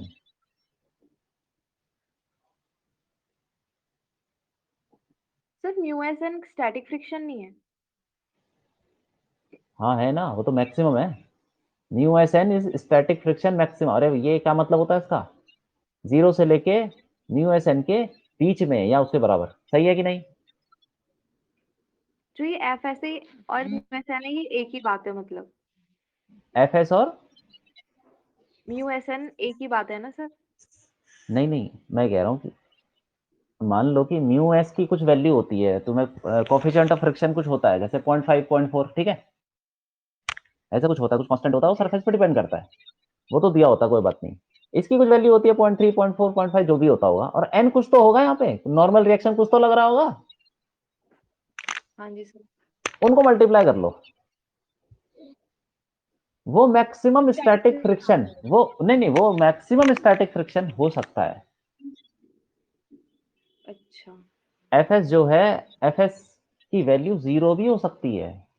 ऐसा भी हो सकता है कि नॉर्मल रिएक्शन हो, ठीक है, कुछ हो। और वन म्यू हो एस की भी कुछ म्यू एस की भी कुछ वैल्यू है। मान लो कि इसकी वैल्यू है 0.5 और एन है 10, तो 0.5 इंटू 10 कितना हो गया, 5। तो इसका मतलब ये 5। मत समझना कि एफ एस की वैल्यू 5 हो जाएगी। वो हो सकती है किसी सिचुएशन में, वो मैक्सिमम है जो कि एफ एस की वैल्यू मैक्सिमम। जैसे मैं तुमको बोलूं एक्स 1 से लेके 5 तक, तो एक्स की मैक्सिमम वैल्यू तो 5 हो सकती है, सर लेकिन मतलब एक से म्यू एस एन जो है वो मैक्सिमम मैक्सिमम स्टैटिक फ्रिक्शन हो जाएगा हाँ हाँ हाँ हाँ हाँ, यही मतलब वो। और स्टैटिक फ्रिक्शन एफ एस बीच में है। ठीक है ठीक है। हाँ, स्टैटिक फ्रिक्शन कुछ भी हो सकता है, इसके बीच में कुछ भी लग सकता है, वो तो सिचुएशन पे डिपेंड करता है कि क्या फोर्स लग रहा है, क्या है, ठीक है। Yes sir. हाँ, क्वेश्चन करेंगे तब समझ में आएगा।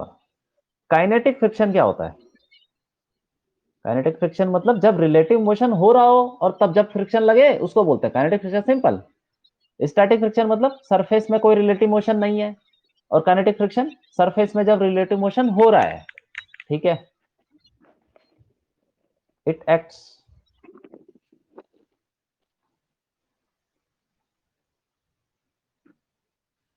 when there is relative motion।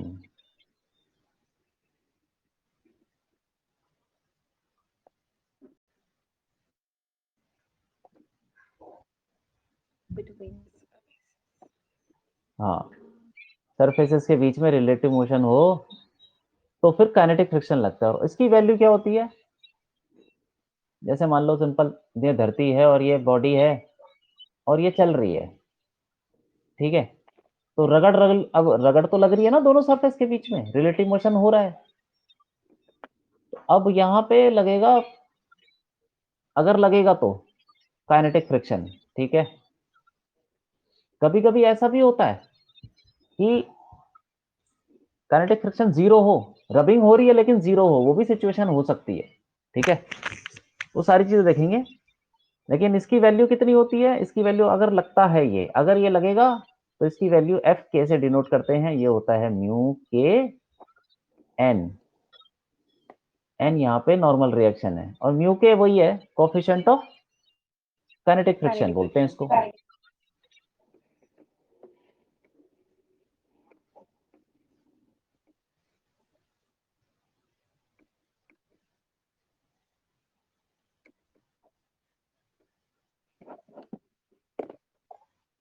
ठीक है, तो ये सारी कहानी है, ये तुमको पता होना चाहिए। और जो म्यू म्यू के होता है, वो म्यू एस से थोड़ा सा छोटा होता है, मतलब छोटा होता है, थोड़ा सा ही होता है, ठीक है। म्यू के is always less than mu S. और अगर तुम्हें क्वेश्चन में कुछ नहीं दे रखा, सिंपल ये बोल रखा है कि कोफिशिएंट ऑफ फ्रिक्शन, ना स्टैटिक ना काइनेटिक, ऐसा कुछ मेंशन नहीं है, तो तुम मान के चलो कि ये दोनों बराबर हैं, ठीक है। और उसी की उसने वैल्यू दे रखी है, समझ गया बात को। अगर उसने क्वेश्चन में ऐसा नहीं बोला स्टैटिक है काइनेटिक है, कुछ नहीं बोला, तो तुम एज्यूम करके चलो कि ये दोनों इक्वल हैं, और उसी की उसने वैल्यू दे रखी है, ठीक है। जी हाँ, फिर तो सिंपल ही हो जाता, कोई बड़ी बात नहीं है। इसका अगर हम ग्राफ बनाए तो ऐसा कुछ होता है।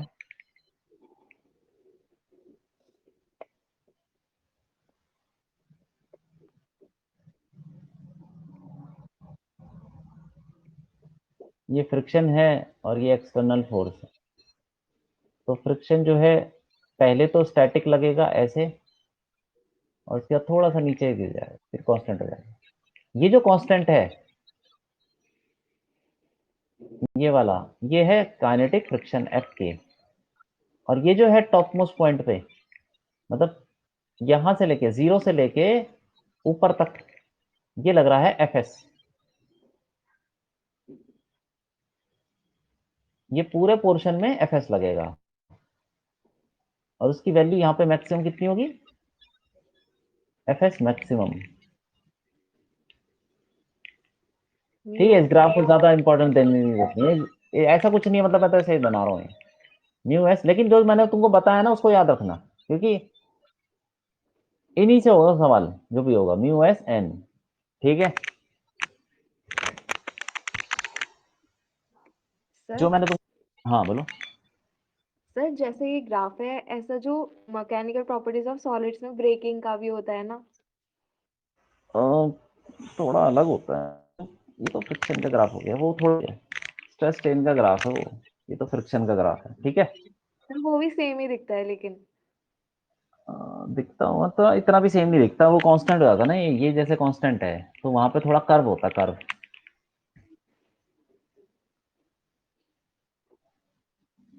जी सर। ठीक है, हाँ कुछ ऐसा ही है।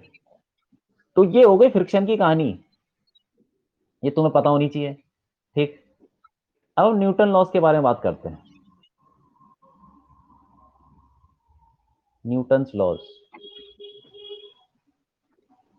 पहला लॉ क्या बोलता है भाई, फर्स्ट लॉ?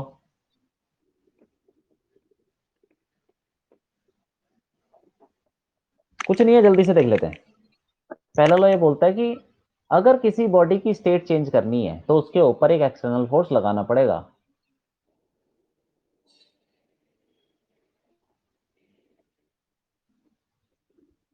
द स्टेट, ऐसे लिख देता हूं, स्टेट का मतलब मैं बताता हूँ, स्टेट ऑफ अ बॉडी और system, state of a system बोल देता हूँ, सिस्टम ज्यादा सही है।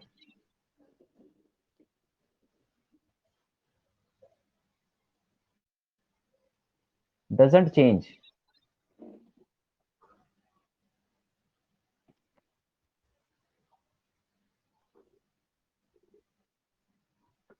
unless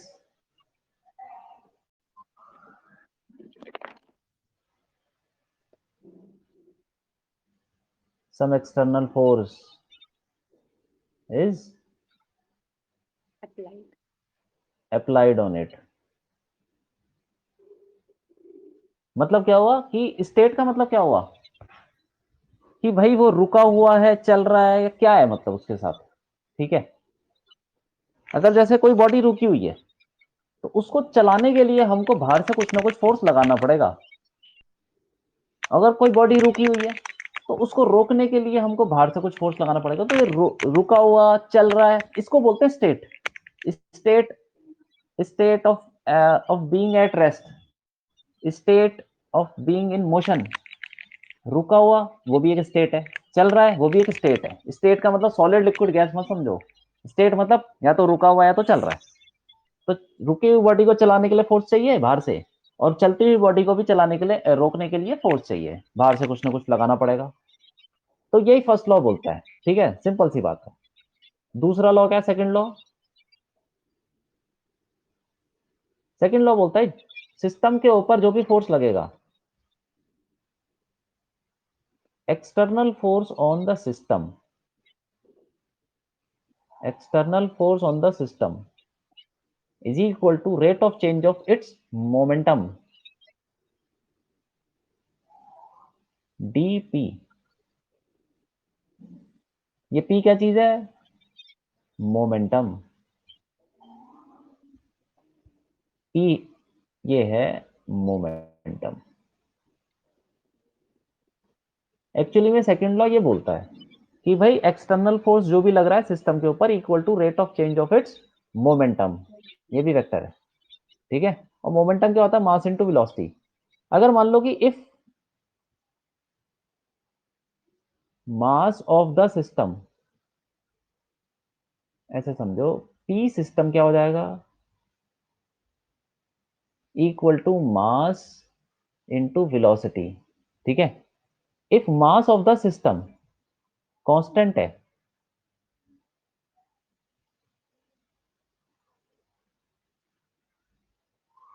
तो एफ एक्सटर्नल जो भी होगा सिस्टम के ऊपर इक्वल टू, ऐसे लिख सकते हैं, D M V by D T.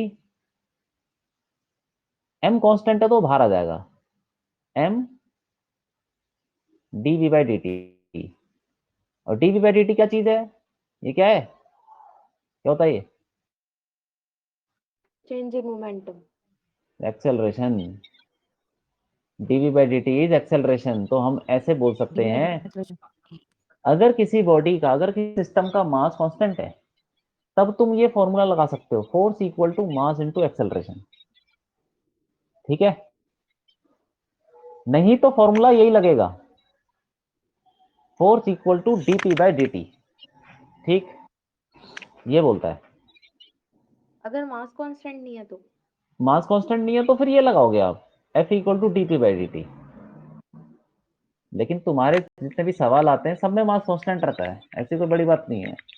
Mass variable आ गया फिर तो बहुत ही बड़ा क्वेश्चन हो जाएगा वो, ठीक है। लेकिन बस तुम्हें पता होना चाहिए। ठीक है सर। थर्ड लॉ क्या है?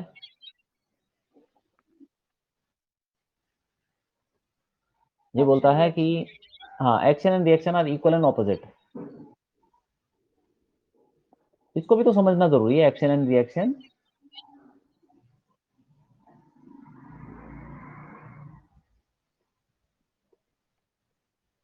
Equal and opposite. मतलब क्या हुआ कि एक बॉडी दूसरे पे जो फोर्स लगाती है, जैसे एग्जाम, एक बॉडी रखी हुई है यहाँ पे सरफेस पे रखी है, तो भाई इस बॉडी के ऊपर ये धरती क्या लगाएगी? क्या लगाएगी बताओ? क्या लगा सकती है? नॉर्मल फोर्स लगाएगी। नॉर्मली लगा सकती है, क्योंकि इस नॉर्मल पे तो एक ही रिएक्शन। फोर्स, एक तो एम का, हाँ एम जी तो चलो वो तो धरती, वो इसके सेंटर पे लग रहा है। लेकिन ये जो ये सरफेस बॉडी है, लगाएगी। ये हाँ, नॉर्मल रिएक्शन जो लगेगा वो ये सरफेस लगाएगा इस बॉडी पे एन। और धरती पे बात करें, धरती पे भी नॉर्मल रिएक्शन लगेगा इसी का ऑपोजिट नीचे की तरफ एन, ठीक है। तो एक बॉडी दूसरे पे जो फोर्स लगा रही है, तो दूसरी बॉडी पहले पे वही फोर्स लगाएगी लेकिन ऑपोजिट डायरेक्शन में। यही थर्ड लॉ है, ठीक है। Yes action sir. And reaction equal और ऑपोजिट रहेंगे। एक बॉडी दूसरे पे जो फोर्स लगाती है, याद रखना, पहली बॉडी दूसरे पे उतना ही फोर्स लगाएगी, ठीक है, और कुछ नहीं है। जैसे कि ठीक सर। मान लो बॉडी है ये, ठीक है, इसको हम, ये आगे जा रही है और इस पे फ्रिक्शन लग रहा है पीछे, बॉडी पे लग रहा है फ्रिक्शन पीछे, मान लो ऐसे, ठीक है। आगे जा रही है, पीछे फ्रिक्शन लग रहा है, तो फिर धरती पे फ्रिक्शन लगेगा। ये फ्रिक्शन कौन लगा रहा है? ये धरती लगा रही है इस बॉडी पे पीछे की तरफ। तो धरती पे कहाँ लगेगा फ्रिक्शन? आगे लगेगा, ठीक है। जब हम चलते हैं सड़क पे तो हम पे फ्रिक्शन जो लगता है धरती लगाती है वो, ऐसे ही फ्रिक्शन हम भी धरती पे लगाएंगे, उतना ही, लेकिन ऑपोजिट। डब्बे पे जितना फ्रिक्शन लग रहा होगा, मतलब एक बॉडी दूसरे पे जो फोर्स लगाती है, दूसरी बॉडी पहले पे उतना ही फोर्स लगेगा, याद रखना इसको। तो धरती पे भी फ्रिक्शन नहीं लग रहा है, अगर फ्रिक्शन बॉडी पे लग रहा है उतना ही फ्रिक्शन धरती पे लगेगा, लेकिन ऑपोजिट डायरेक्शन में। ठीक,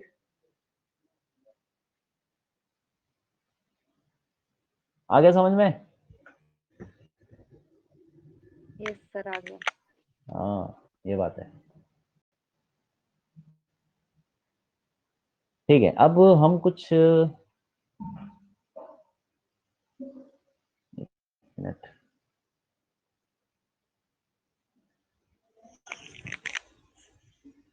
कुछ एग्जांपल्स करते हैं ताकि हम इनको समझें। ठीक है,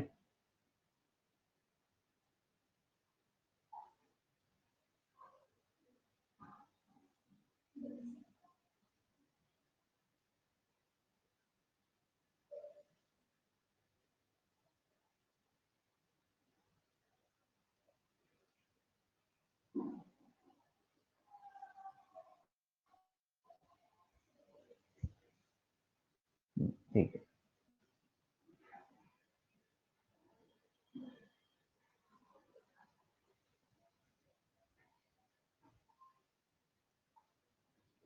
ठीक है, एग्जांपल करते हैं, देखो।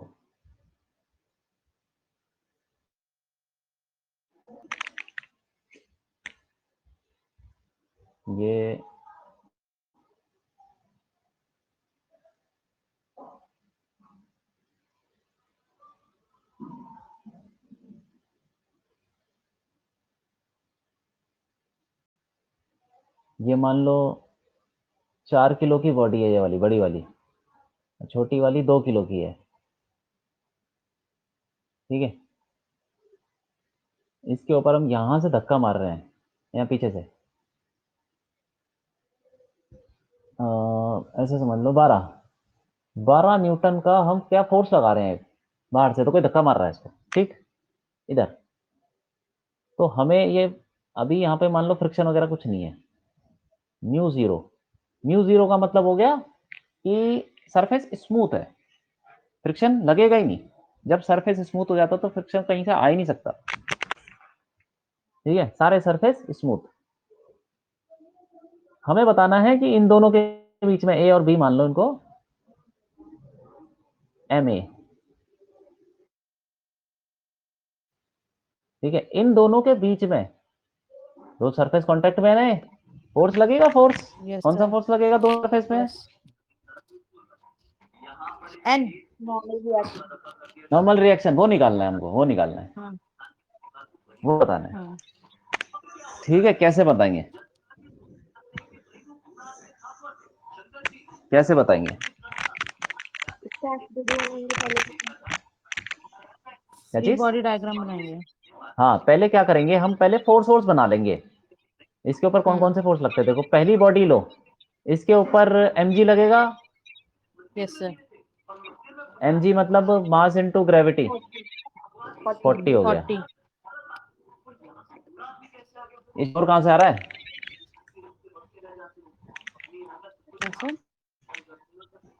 किसी के घर में न्यूज चैनल चल रहा है, ये बंद करो, या तो म्यूट कर दो या तो टीवी बंद करो। ठीक है, यस सर। हाँ ठीक है। अब देखो 40 न्यूटन, वो तो हो गया mg, तुम्हें पता होना चाहिए कौन कौन से फोर्स लग रहे हैं। 40 न्यूटन mg हो गया, और क्या लगेगा बताओ? सर आयशा 40 नॉर्मल न्यूटन इधर। रुक जाओ, रुक जाओ। आयशा तुम बताओ क्या लगेगा, ये पहली वाली बॉडी के ऊपर क्या क्या लगेगा, तुम बताओ। सर इसमें लगेगा पहली बॉडी के ऊपर सोचो क्या क्या लग सकता है, क्या लगेगा? अलग से बना लूं उसको मैं, ये लो अलग से बना लेता हूँ। mg लगेगा, mg साइन थीटा पहले तो नीचे। MAG वो तो हो गया, चलो MAG तो हो गया, और क्या लगेगा बताओ? पहली बॉडी पकड़ो, और बोलो। और साइड से जो वो लग रही है 12 न्यूटन। यहाँ ये भी लगेगा 12 न्यूटन का। वैल्यू और कितनी है, 40 है। हाँ, और बोलो, और मास और बताओ। मास क्या? मास फोर्स है। बोलो जल्दी बोलो।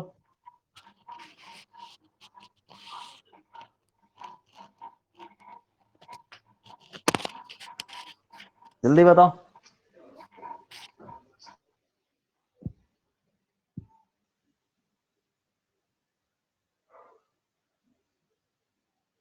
बिलाल बताओ क्या क्या लगेगा।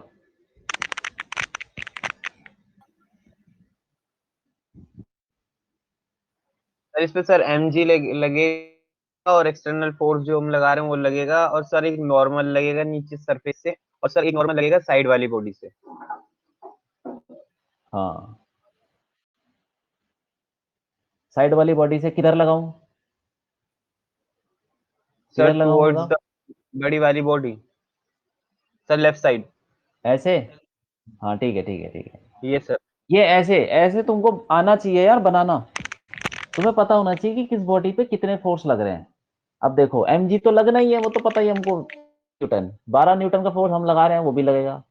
और नॉर्मल रिएक्शन दो, ये जो बॉडी है पहली वाली बॉडी, ये दो सरफेस से चिपकी हुई है, एक साइड वाली बॉडी से एक नीचे वाली से। तो नीचे वाली बॉडी, नीचे मतलब नीचे वाला सरफेस लगाएगा नॉर्मल रिएक्शन ऊपर, और ये वाली बॉडी इस पे नॉर्मल रिएक्शन लगाएगी लेफ्ट में, टुवर्ड्स द बॉडी हमेशा। ठीक है हाँ। दूसरी वाली बॉडी की बात करते हैं, बताओ क्या क्या लगेगा। mg। mg तो लगना ही है हाँ। हम्म, इसमें एन एम जो नॉर्मल रिएक्शन उस बॉडी की साइड से इस साइड मतलब मतलब जैसे उसमें लग रहा था लेफ्ट को, इसमें लगेगा राइट को। ये वाला, हाँ जी, नॉर्मल ये जो रिएक्शन जो नॉर्मल लगेगा। रिएक्शन है ये पहली बॉडी मतलब एम बी, दूसरी बॉडी पहले पे लगा रही थी एन, तो पहली बॉडी दूसरे पे भी लगाएगी उतना ही लगाएगी एन, लेकिन ऑपोजिट डायरेक्शन में एक्शन रिएक्शन। क्या है ये हो गया। अब क्या है, और क्या लगेगा। और ऊपर वाला नॉर्मल रिएक्शन। यहां से तो धरती लगाएगी उसके ऊपर, हम्म। M B. ठीक है हाँ। ये एन ए और एम बस बी मैंने अलग लिया क्योंकि ये अलग अलग सरफेस हैं इसीलिए लिया। और ये जो सरफेस है ये वाला, ये कॉमन सरफेस है, इसीलिए यहाँ पे जो नॉर्मल रिएक्शन लगेगा दोनों बराबर होंगे। ठीक है हाँ। अब हम क्या करेंगे, क्या ये बॉडी चलेगी, क्या ये चलेगा क्या, या नहीं रुका रहेगा। रुका रुका रहेगा। रहेगा, क्यों रुका रहेगा। हाँ सॉरी, चलेगा इसमें, मतलब 12 न्यूटन फोर्स लग रहा है ना। हाँ चल सकता है, मतलब ये चल सकता है ठीक है। तो मान लो कि एक्सेलरेशन, क्या दोनों का एक्सेलरेशन बराबर होगा कि अलग होगा, दोनों साथ साथ चलेंगे कि अलग अलग चलेंगे। बराबर होगा। सर साथ साथ चलेंगे सर। साथ साथ चलेंगे। साथ साथ चलेंगे तो देख के लग रहा है हाँ सर हम ऐसा तो पूरे हो। को हाँ एक मास भी सपोज कर सकते हैं क्या? सपोज कर सकते हो, लेकिन फिर वो फिर एन नहीं लग सकते आप उसमें, अगर पूरे को एक मास मान लोगे ना तो वो जो ये एन है ये इंटरनल फोर्स हो जाएगा। ठीक है, तो फिर वो निकालोगे कैसे आप, एन कैसे निकालोगे, जो हमें निकालना था एक ही मास मान लोगे तो एन कहां से निकालोगे। Yes sir. ठीक है हाँ, कभी कभी मान लेते हैं, लेकिन मैं तुम्हें बिल्कुल एक एक बॉडी के ऊपर फोर्स बना के दिखाऊं ताकि तुम समझ पाओ। एक मास लेके भी करके दिखा देंगे ठीक है, लेकिन उससे एन नहीं निकलेगा, एक्सेलरेशन निकलेगा। तो देखो दोनों बॉडी साथ चलेगी, एक्सेलरेशन दोनों का सेम होगा। ऐसा नहीं हो सकता कि तुम एक डब्बे को धक्का मार रहे हो और ये डब्बा ज्यादा तेजी, ये वाला डब्बा एम बी आगे ज्यादा तेज भागे, ज्यादा तेजी से निकल जाए, ऐसा कभी नहीं होगा। ठीक है, एक्सेलरेशन दोनों का यस सेम सर। है। अब लगाओ net force equal to mass acceleration, जिस तरफ, अब देखो कैसे लगाते हैं, जिस तरफ एक्सेलरेशन है उस तरफ नेट फोर्स। अब पहली बॉडी को पकड़ो, पहली बॉडी में जिस तरफ एक्सेलरेशन है उसको पॉजिटिव मान लो। Yes sir. ठीक है, ऐसे देखो, assume direction of acceleration to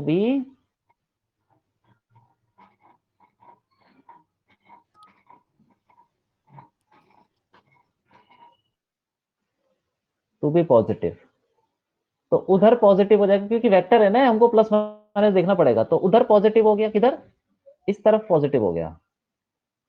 तो जो वेक्टर इधर लग रहा है, जो फोर्स इधर लग रहा है वो पॉजिटिव, और जो पीछे लग रहा है वो नेगेटिव। ठीक है, तो नेट फोर्स बताओ इसका कितना होगा एक्स डायरेक्शन में, क्योंकि एक्सेलरेशन भी एक्स डायरेक्शन में है। जिधर एक्सेलरेशन है उधर बताओ नेट फोर्स कितना होगा, बोलो।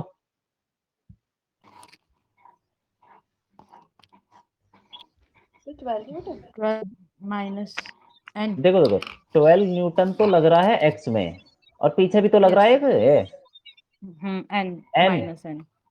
माइनस एन है, क्योंकि वो पीछे लग रहा है, तो पॉजिटिव इधर लिया है हमने, पीछे नेगेटिव लिया है। तो 12 माइनस एन ये है नेट फोर्स, टोटल फोर्स मतलब, सही है कि नहीं, एक्स डायरेक्शन में, yes sir. Equal to mass into acceleration. ये सेकंड लॉ बोलता है। मास कितना है इसका, 4 किलो, 4। और एक्सेलरेशन ए हो गया, सही है कि नहीं। Yes sir. एक इक्वेशन हमने ये बना दी, ठीक है, इस पे, और इस पे आ जाओ। इस पे कितना फोर्स लग रहा भाई, जिधर एक्सेलरेशन है उधर पॉजिटिव तो हो ही गया, यहाँ तो एन लग रहा है। तो एक्स डायरेक्शन में एक्सेलरेशन है, इस डायरेक्शन में, इस डायरेक्शन में कितना फोर्स लग रहा है, एन ही लग रहा है, सिर्फ एन, और कुछ नहीं लग रहा। तो वो yes force sir. Net force N ही है बस, और कुछ है ही नहीं, एक अकेला फोर्स है, equal to mass into acceleration. Mass कितना है, 2 2 ए। इनटू ए, ठीक है। अब एन इक्वल टू 2 ए आ गया, उसको यहां डाल दो, तो 12 माइनस 2 ए इक्वल टू 4 ए, ठीक है। 2 ए को उधर ले जाओ, 12 इक्वल टू क्या आ जाएगा, 6 ए 6 ए की वैल्यू क्या आ गई, 2 2 metre metre per per second. Second square. अब एन निकालने के लिए ए डाल दो उधर, N equal to 2 into 2 4 newton. 4 आ गया। तो नॉर्मल रिएक्शन जो हमको निकालना था वो आ गया 4 न्यूटन, ठीक है, ठीक है भाई। Yes sir. हाँ, अब देखो इधर, यस सर। अब अगर सेम सिचुएशन है, ठीक है, डब्बा वही है 4 किलो का, और वो डब्बा 2 किलो का,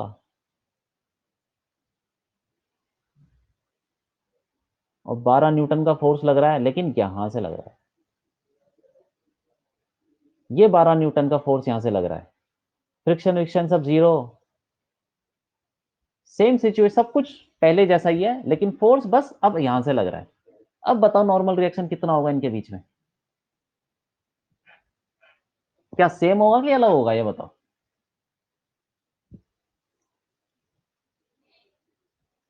पहले तो ये बताओ, सेम होगा या अलग होगा,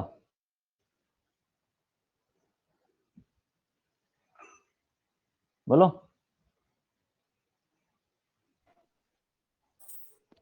सर इन दोनों के बीच का नॉर्मल। हाँ हाँ, वही जो पहले निकाल रहे थे, दोनों सर डब्बों के बीच में सेम। जो सेम होगा, अच्छा सर सेम ही होना। सेम होना चाहिए। आयशा क्या होगा, सर अलग सर आएगा शायद। सेम अलग आना चाहिए क्योंकि डायरेक्शन अलग है ना इसकी, मतलब पहले इधर था अब इधर है। चलो ठीक है, देख लेते हैं। सर अलग आएगा। अलग आएगा, क्यों आएगा अलग, निकाल के लेना है, ऐसे अलग निकाल आएगा। के देख सकते हैं क्या, मतलब ऐसा क्यों, ऐसा क्यों है, इसलिए क्योंकि इस अच्छा बार अलग निकाल लिया, फोर्स अलग। हाँ अच्छा निकाल लिया, इसलिए अलग आ रहा है, इसलिए होता है। ओके, ठीक है। देखो पहले ये हम फोर्स बना लेते हैं, पहला डब्बा ले लिया, उस पर नॉर्मल रिएक्शन तो वैसे ही वो लगेगा, एन ए ले लो, और यहाँ पे नॉर्मल फोर्स तो वैसे ही लगेंगे, बस एक फोर्स चेंज हो गया, नॉर्मल रिएक्शन ये वाला डब्बा इस पे ऐसे ही लगाएगा, ठीक है। और दूसरा डब्बा, और क्या था, हाँ, दूसरा डब्बा ले लो, इस पे एम जी कितना लग जाएगा, 20, ऊपर नॉर्मल रिएक्शन धरती लगाएगी एन बी, और फोर्स लग रहा है, अच्छा एन पीछे लगेगा, और ये 12 न्यूटन का आगे लगेगा। अब दोनों डब्बे साथ ही चलेंगे, तो इसका एक्सेलरेशन भी इधर और इसका भी इधर, और जिधर एक्सेलरेशन पहले इस पे लगा लेते हैं, इस पे नेट फोर्स, इस पे जहां एक्सेलरेशन है उधर पॉजिटिव मान लो, ठीक है, कहीं भी मान सकते हो, कोई फर्क नहीं पड़ता, पॉजिटिव नेगेटिव ही तो है, जहां एक्सेलरेशन है पॉजिटिव मान लो, और उसके बाद इक्वेशन लिखो, एन जो है वो इस डब्बे पे लग रहा है पॉजिटिव की तरफ, तो N equal to mass into acceleration, mass कितना है इसका, 4 इंटू एक्सेलरेशन, सही है कि नहीं।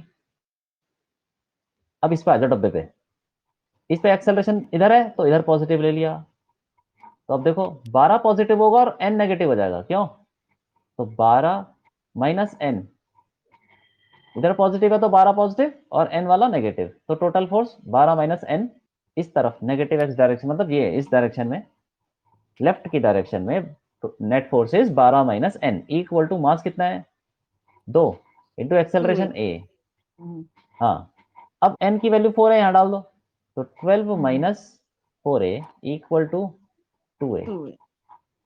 तो a की value 12 equal to 6a, a की वैल्यू 2 मीटर पर सेकंड स्क्वायर आ गई। अब इसको यहाँ डाल दो, n कितना आ जाएगा 8 न्यूटन। अलग आ गया, पहले कितना आ रहा था 4 न्यूटन, अब 8 न्यूटन। ठीक है, सेम नहीं आएगा, अलग आएगा। इक्वेशन से पता सर चल रहा है। हाँ हाँ, बोलो सर बोलो। ये सर आपस में जो एन ये नॉर्मल लगा रहे हैं सर, इनको कैंसिल क्यों नहीं करा हमने सर, क्योंकि इक्वल है इनका मैग्नीट्यूड तो और ऑपोजिट है। ये कैंसिल इसलिए नहीं किया क्योंकि एक बॉडी, इस बॉडी के ऊपर जब हमने न्यूटन लॉ लगाया तो इसके ऊपर तो सिर्फ n लगेगा या फिर दोनों लग जाएंगे। जब हम किसी बॉडी के ऊपर फोर्सेस लगाते हैं और न्यूटन लॉ लगाते हैं तो नेट फोर्स देखते हैं, इसके ऊपर सिर्फ n लग रहा है। तो तुम ये बोलो कि n और n कैंसिल क्यों नहीं हुआ, ये n और n कैंसिल तब होता जब हम इस पूरी बॉडी को एक बॉडी मान के बनाते। ठीक है, जैसे कि इस को एक बॉडी मान लो, चलो एक बॉडी ये लो, ठीक है, एक बॉडी मान लिया, 6 किलो की बॉडी हो गई। अब इस पे लगेगा 60 न्यूटन, वो mg, नॉर्मल रिएक्शन भी लग जाएगा कुछ ना कुछ, n डैश मान लो, और एक फोर्स लग रहा है इस बॉडी के ऊपर, तुमने एक बॉडी मान लिया 12 न्यूटन का। ठीक, जब तुमने फोर्स माना, जब तुमने एक पूरी बॉडी मान लिया, तो इन दोनों के बीच में जो फोर्स लग रहे होंगे ना, ये हो जाएगा इंटरनल। वो इंटरनल फोर्स हम लेते नहीं है न्यूटन लॉ में, हम लेते हैं एक्सटर्नल फोर्स। ठीक है कि नहीं।